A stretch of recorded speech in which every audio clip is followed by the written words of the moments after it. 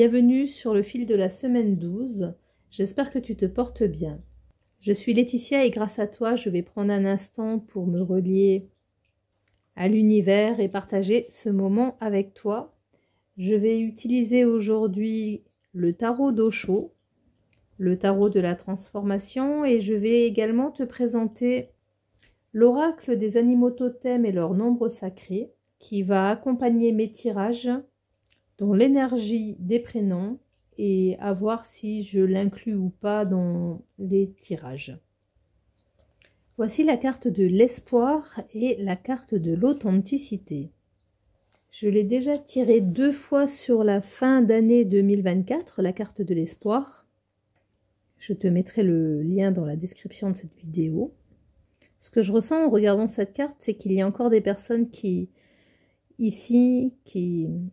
suivent ces vidéos, qui se sentent perdus, qui ont besoin d'aide, qui ont besoin d'être guidés, qui ne voient pas la beauté de ce qu'il y a autour d'eux, ni les dangers qu'il y a à rechercher à l'extérieur, ce qu'ils pourront trouver à l'intérieur.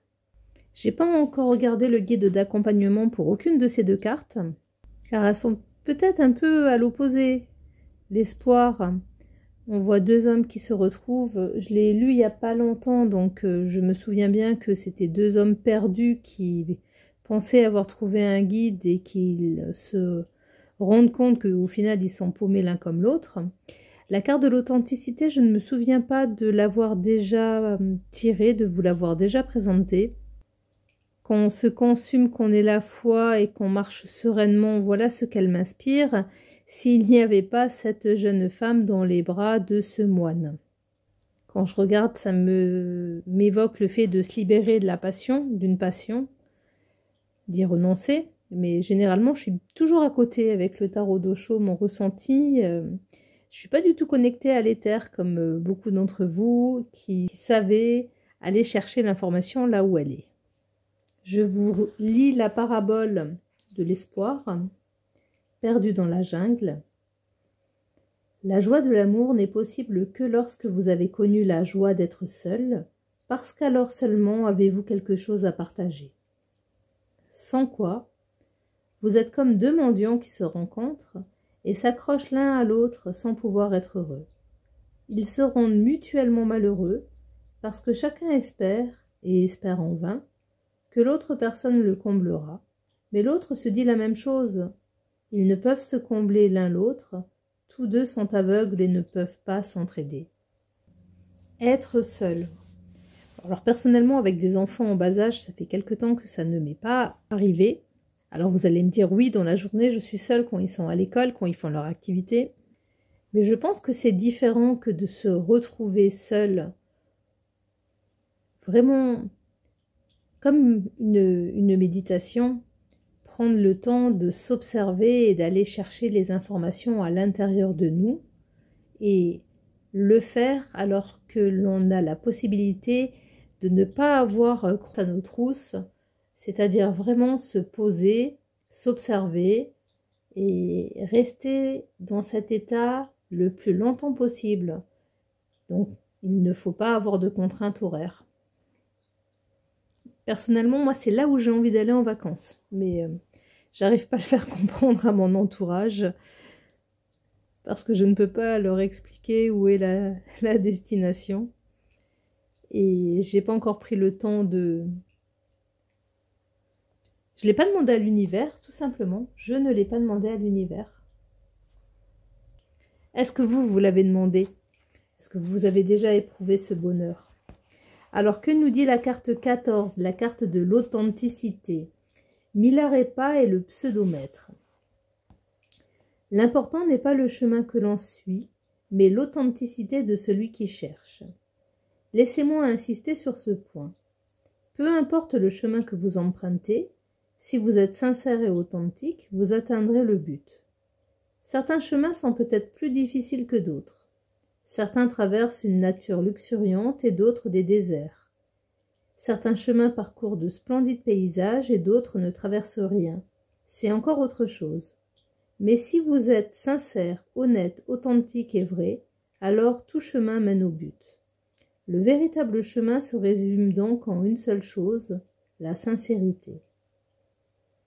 Quel que soit le chemin que vous empruntiez, si vous êtes sincère, chaque chemin vous conduira au but.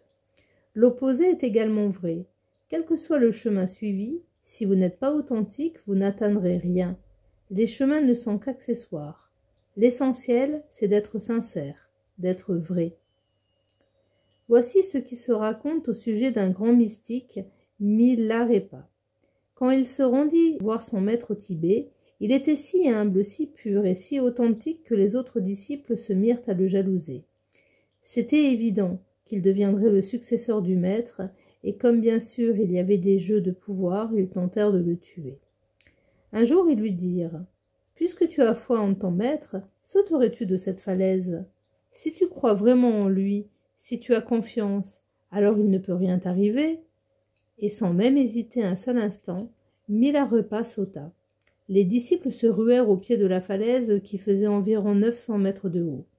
Ils s'attendaient à trouver ses os éparpillés, mais il était assis là, en lotus, très heureux, parfaitement heureux. Il ouvrit les yeux et leur dit « Vous aviez raison, la confiance protège. » Ils pensèrent que c'était peut-être un hasard. Aussi, lorsqu'une maison prit feu, ils lui dirent « Si tu aimes ton maître et que tu as confiance en lui, alors vas-y. » Il se précipita dans les flammes pour sauver une femme et un enfant qui étaient encore dans la maison. Comme l'incendie était gigantesque, les autres disciples espéraient bien sa mort.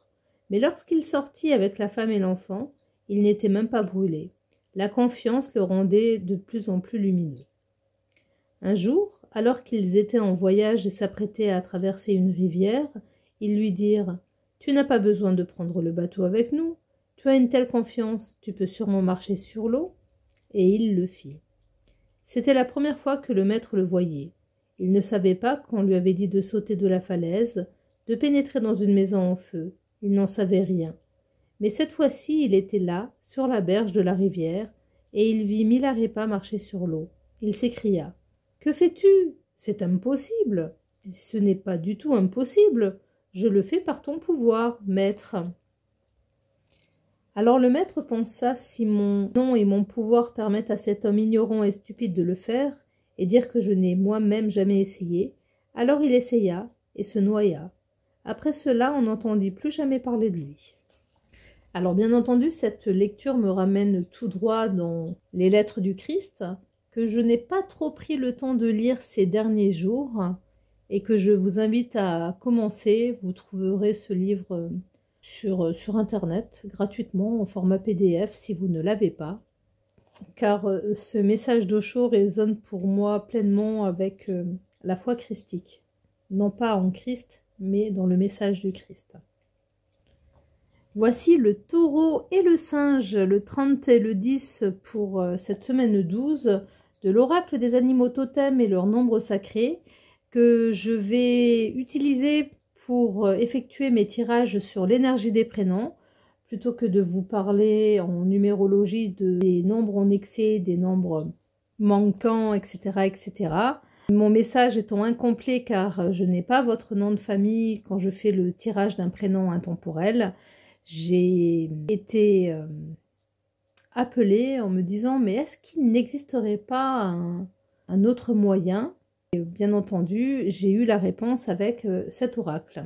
Alors, je trouve ça assez rigolo, le taureau et le singe, parce que je pense que le singe, c'est un animal qui serait capable de rendre complètement fou un taureau par son habileté, ses singeries, tout simplement. On voit bien en fait la fougue et la force du taureau dans cette carte avec le soleil qui est représenté entre ses cornes. Et le côté un peu plus malin du singe qui ressort avec ce halo de lumière qui l'entoure. Donc pour quelqu'un ici, le taureau est présent aujourd'hui pour vous donner la force de continuer. Donnez-vous une dernière chance avant de renoncer. Vous êtes sur le point de vous résigner, mais allez puiser dans ce peu qu'il vous reste. Il vous dit bien que des ressources insoupçonnables sont déjà à votre disposition. Et si on l'associe à la force également du singe, le message est « Vous êtes sur le point d'ouvrir une grande porte ». Vous avez été capable de prendre conscience qu'il était essentiel d'ouvrir vos semblables à un nouveau niveau de conscience, que ce soit dans votre vie privée ou socio-professionnelle. Vous êtes celui ou celle qui a ouvert la voie, qui a su avec courage mettre toute la lumière sur une situation. Le singe est venu saluer ce rôle de pionnière dans la vie, bien voulu orner vos épaules parce que vous étiez capable de l'honorer. Avec le singe, on vous montre que vous savez emprunter les chemins les moins fréquentés et c'est ce qui fait votre force. Merci pour ce magnifique message, merci aux ombres et aux animaux totems. Je ressens toute cette harmonie dans ce duo de cartes à continuer, à vous faire bénéficier d'un fil de la semaine un peu court et peu regardé. Mais merci infiniment à ceux qui me suivent. Continuez à m'envoyer des mails pour qu'on puisse échanger de tout et de rien. C'est ce qui fait notre force. Mon agenda de Paulo Coelho, il nous dit « Nous cachons notre solitude comme s'il était honte de l'admettre ». Ça vient des fragments d'un journal inexistant 3. Alors, je ne sais pas du tout à quoi ça correspond. Est-ce que c'est un livre de Paulo Coelho? Je ne le connais pas. Je vous souhaite une excellente semaine 12 et à très bientôt. Portez-vous bien. Merci.